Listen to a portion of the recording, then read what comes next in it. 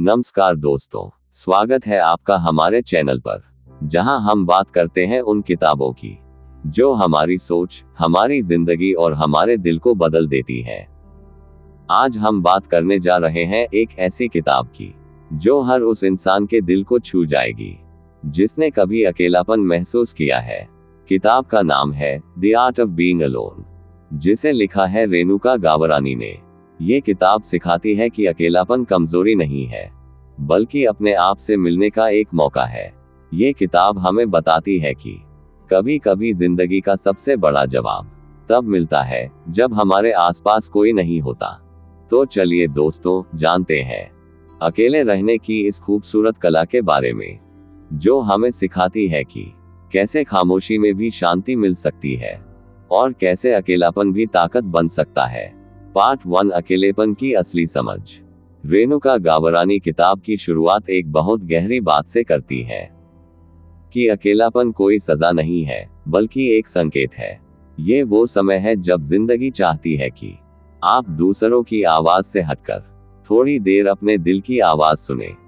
हम में से ज्यादातर लोग अकेलेपन से डरते हैं, क्योंकि हमें लगता है कि अगर कोई हमारे साथ नहीं है तो शायद हम में कुछ कमी है।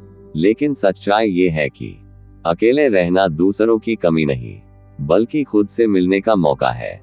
जब हम अकेले होते हैं तो हम अपने भीतर की शांति से मिलते हैं, वो शांति जो दुनिया के शोर में खो गई थी। अकेलापन हमें सोचने का, समझने का और खुद को जानने का मौका देता है, और यही पहला कदम है खुद की ओर लौटने का। पार्ट 2, खुद को पहचानना, सेल्फ डिस्कवरी। जब हम अकेलेपन से भागना बंद कर देते हैं तो हम उसे समझना शुरू करते हैं। रेणुका लिखती है, जब तुम अकेले होते हो तब तुम दूसरों के लिए नहीं, अपने लिए जीना शुरू करते हो। जब हम अकेले समय बिताते हैं तब हमें एहसास होता है कि हमारी जिंदगी का कितना हिस्सा दूसरों की उम्मीदों में बीत गया। अब वही वक्त हमें वापस बुला रहा होता है खुद के पास, खुद की आवाज सुनने के लिए। धीरे धीरे हमें एहसास होता है कि खुशी लोगों से नहीं, अपनेपन से आती है। एक कप कॉफी अकेले पीना, किसी बुक को अकेले पढ़ना, या बिना मोबाइल के सनसेट देखना, ये सब आत्मा शांति के पल बन जाते हैं। रेणुका कहती है, अकेलापन खुद की देखभाल का सबसे सुंदर रूप है। पार्ट 3, दर्द से उभरना, हीलिंग इन लेटिंग गो। किताब का सबसे भावनात्मक हिस्सा है दर्द से निकलना और खुद को हील करना।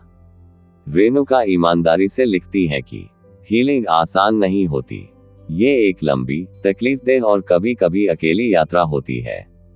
जब कोई अपना साथ छोड़ देता है, जब रिश्ते टूटते हैं, या जब जिंदगी उम्मीदों से अलग मोड़ लेती है, तब अंदर एक खालीपन महसूस होता है। पर रेणुका कहती है, तुम खालीपन को दूसरों से नहीं भर सकते, तुम्हें उसे समझना होगा। हम अक्सर अपने दर्द से भागते हैं, फोन में व्यस्त होकर, लोगों से बात करके, या खुद को डिस्ट्रैक्ट करके। लेकिन असली हीलिंग तब शुरू होती है जब हम भागना छोड़ देते हैं, जब हम खुद से कहते हैं, हाँ दर्द है, पर मैं इसे महसूस करूंगा। उस पल से दर्द हमें सिखाने लगता है, और धीरे धीरे हम मजबूत बनते जाते हैं।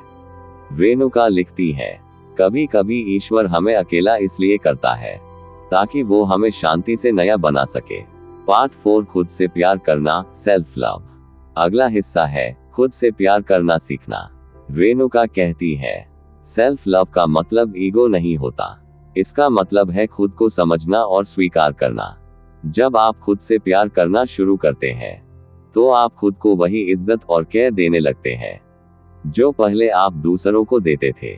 आप अब किसी से वैलिडेशन नहीं ढूंढते, आपका आत्मविश्वास अंदर से आता है। आप अपनी कंपनी एंजॉय करने लगते हैं, आप खुद के साथ बात करते हैं, हंसते हैं, अपनी गलतियों को माफ करते हैं, और धीरे धीरे आप समझ जाते हैं आप खुद ही अपने सबसे अच्छे साथी हैं। पार्ट 5, अकेलापन इक्वल्स ताकत, स्ट्रेंथ थ्रू सॉलिट्यूड। रेणुका का मानना है कि जो इंसान अकेले चलना सीख जाता है वो किसी भी मुश्किल से नहीं डरता। सबसे मजबूत वो लोग होते हैं जिन्होंने अंधेरे में भी खुद पर भरोसा रखा। जब आप अकेले होते हैं तो आप खुद पर निर्भर रहना सीखते हैं। आपको दूसरों की अप्रूवल की जरूरत नहीं रहती। आपके अंदर एक नई ताकत जन्म लेती है जो हर हाल में शांति बनाए रखती है। अब न कोई आपको तोड़ सकता है, न कोई आपकी खुशी छीन सकता है। आपको पता चल जाता है कि पीस बाहर नहीं, भीतर मिलती है। पार्ट 6, दुनिया से दोबारा जुड़ना, reconnecting with the world. Renuka बताती हैं कि अकेले रहना का मतलब ये नहीं कि आप हमेशा लोगों से दूर रहें। इसका मतलब ये है कि आप अब समझदारी से जुड़ना सीख गए हैं। अब आप उन लोगों को चुनते हैं जो आपकी शांति को डिस्टर्ब नहीं करते। आप सीमाएं, बाउंड्रीज बनाना सीख जाते हैं। अब आप रिश्ते इसलिए नहीं निभाते क्योंकि आपको डर है, बल्कि इसलिए क्योंकि आप सच्चे मन से चाहते हैं।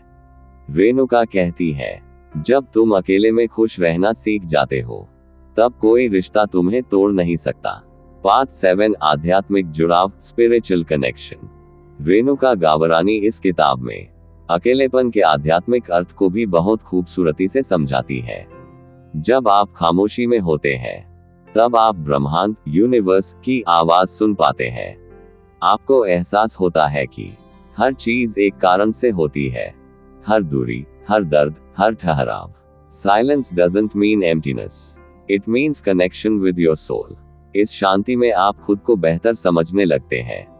आपका मन स्थिर होता है और आप छोटी छोटी चीजों में भी खूबसूरती देखने लगते हैं। पार्ट 8, अकेले रहकर खुश रहना सीखो, living alone but not lonely. किताब के अंत में रेणुका कहती है, being alone and being lonely are not the same. अकेलापन डर नहीं, स्वतंत्रता है। अब आपको भीड़ की जरूरत नहीं होती खुश रहने के लिए।